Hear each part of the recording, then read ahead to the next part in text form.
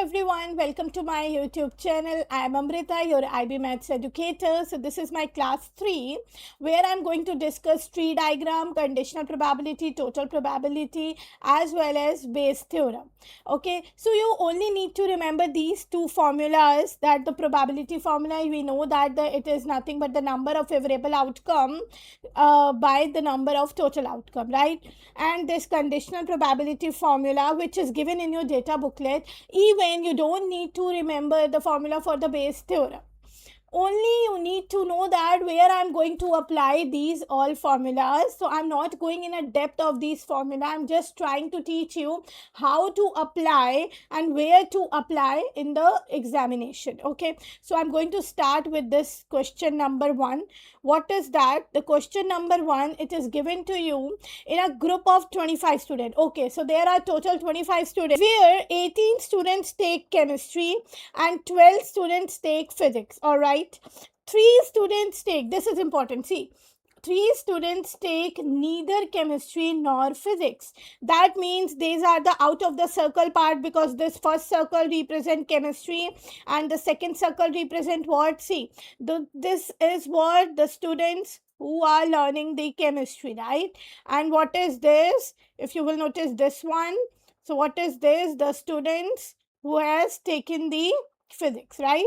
So if you will notice, what is this? This is R. This is what? This is the common part. Okay, common part means the students who took both physics as well as chemistry. So what is the value of S? S is simple, that is 3, because it is given to you 3 students take neither chemistry nor physics, right?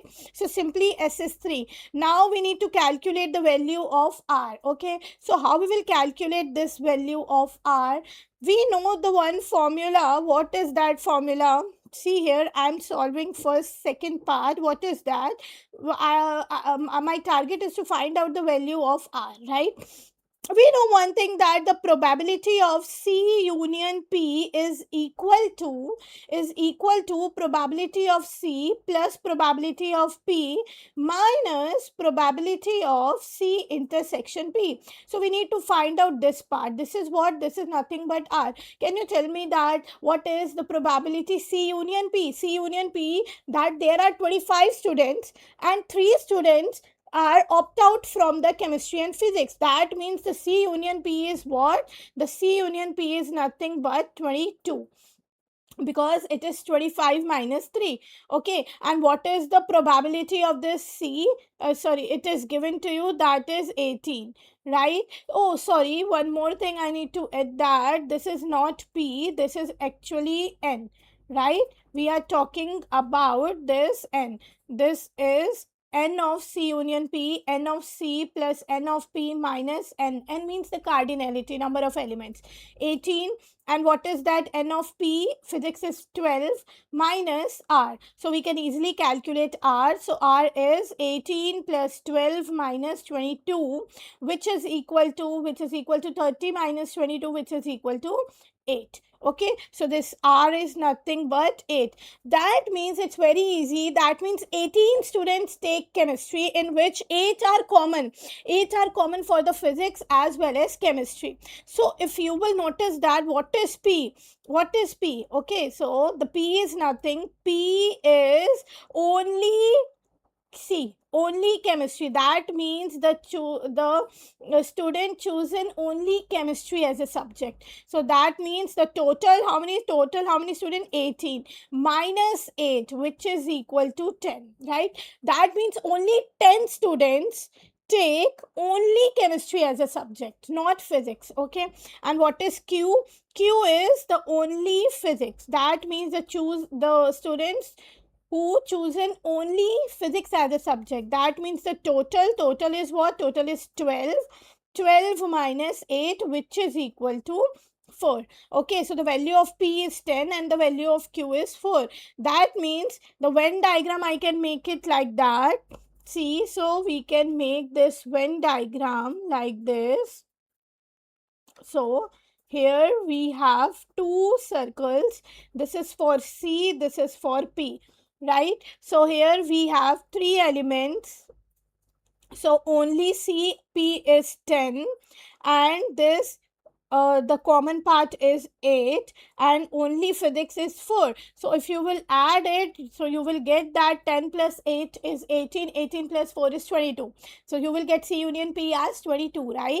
So basically what I'm trying to say that, the 10 is those students, 10 are those students who only opted chemistry, and 4 are those students who are only opted physics, and 8 are those students who chosen both physics and chem. Okay, now I am moving to the next question. What they are saying, that a student is selected at the random from the group. Okay, so from the group I am choosing one student at a random. Given that, see, we need to focus on the key line that is given, that student studies chemistry. Okay, it is already given that the student studies chemistry. Write down the probability that they study physics. That means now our total outcome is not that 25 or 22. Now the total outcome is the number of students studies chemistry. That is our total outcome. And what is our favorable outcome? The favorable outcome is that a student who studies physics from the chemistry batch. Okay, so that means what is the first part is saying? First part is saying we need to find out the probability. Given that, what we need to choose in physics student from the chemistry batch. Okay, so this is for the physics. So what is the formula? The formula is probability A given B is probability A intersection B upon probability of B, right? So this is probability of physics intersection chemistry divided by probability of chemistry. Okay, so that means the probability P intersection C. So P intersection C means R. We are talking about the R, number of favorable outcome in R. Okay, again I have written this P. So this is nothing but N. So how many students common for both physics and chemistry? That are 8, right? Upon the number of students. So now the total outcome is not 25. The total outcome is only C. So that is C. So in C we have 18 students. Okay. So chemistry, how many students we have? 18, right? So that means the answer is 8 by 18. So this is a concept, very easy concept for the conditional probability. I'm not going in a depth. I'm just trying to say how you pick up the key lines to apply the formula. Okay, now second B part. What is the second B part? Is trying to say that, okay, show that the students studying chemistry and physics are not independent event. Okay, star point, we need to remember that probability of A intersection B is equal to probability of A into probability of B if A and B are independent events. If A and B are independent events, and this star point is also given in your data booklet. This is given in your data booklet. Okay, so what we need to do, we just need to verify. Okay, so what is the probability for C intersection P? Okay, so for that the probability is what? Is C intersection P, that means 8. So it is 8 by 25, right? And now what is probability of C? So probability of C is what? Probability of C is 18. So it is 18 by 25. And what is probability of P? Probability of P is 12 by 25. Okay, because for the physics we have 12 students. So if you will notice that the probability of C intersection P will not equal to probability of C into probability of P. So this shows that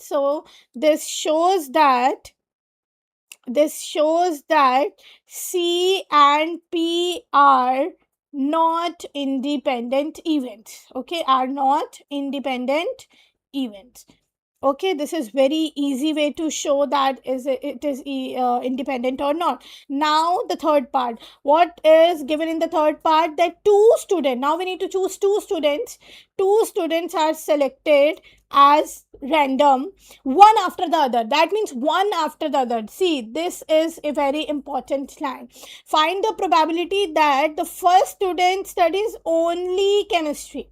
Only chemistry. So that means they are talking about P is what? Only chemistry. Okay, and the second student is what?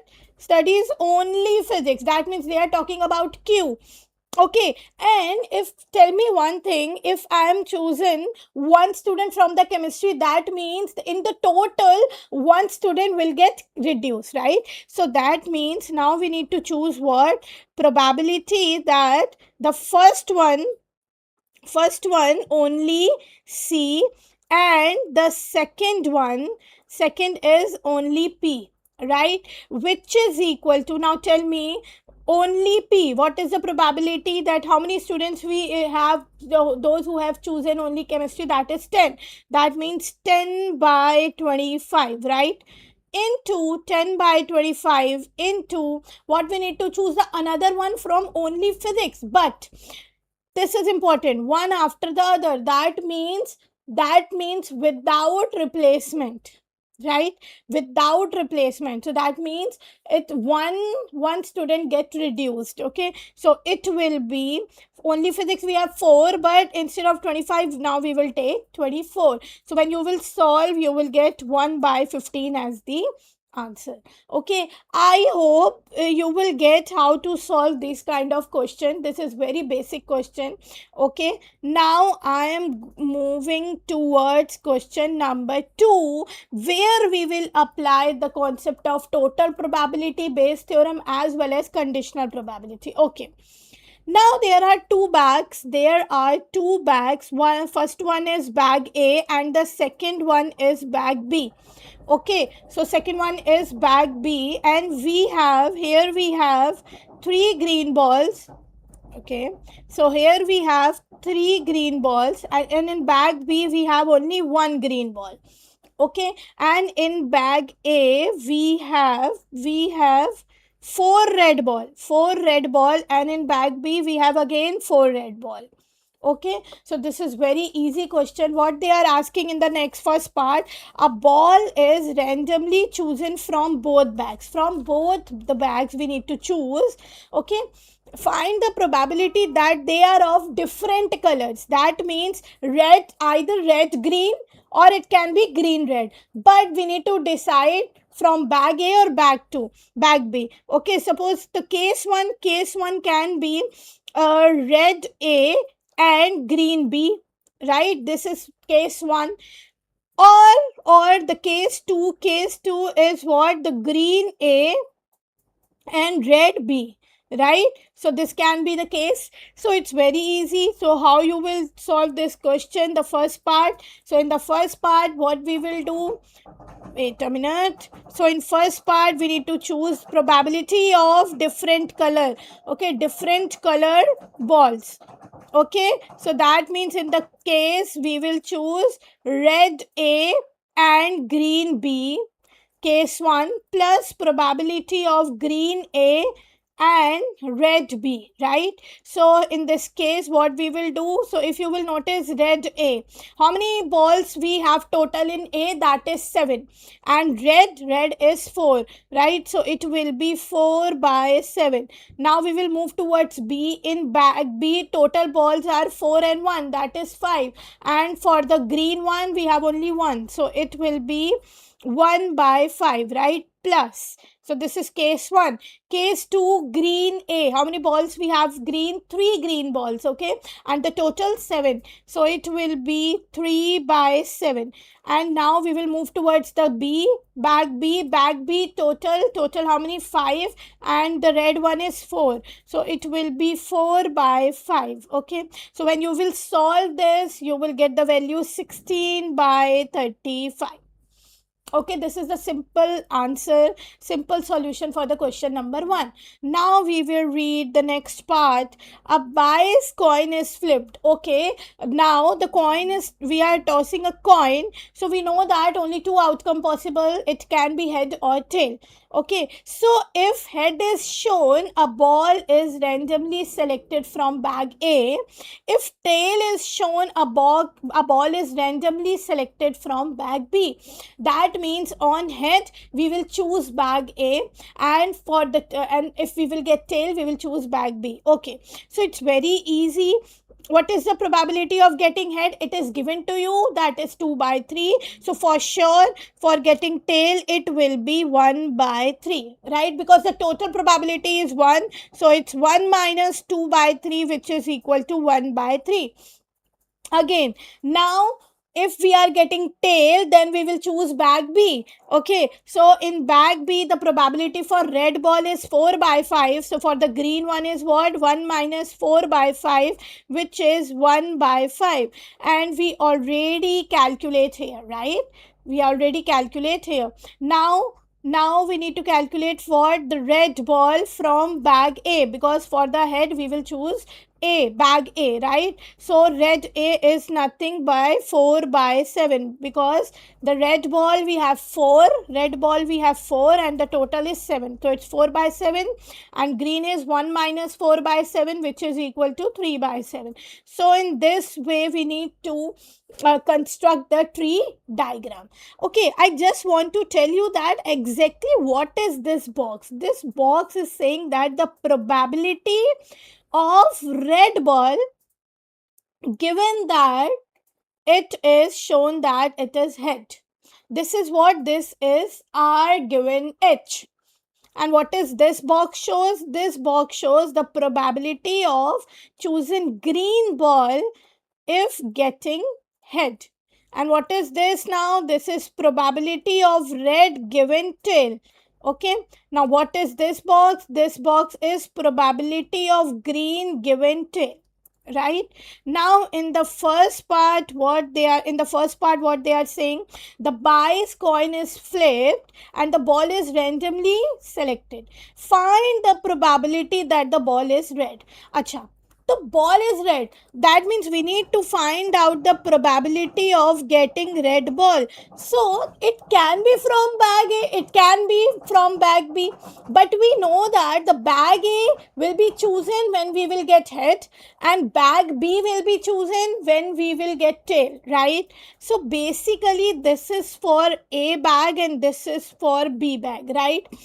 So probability of red, that means there are two cases. This is what? This is case 1, right? And this is what? This is case 2.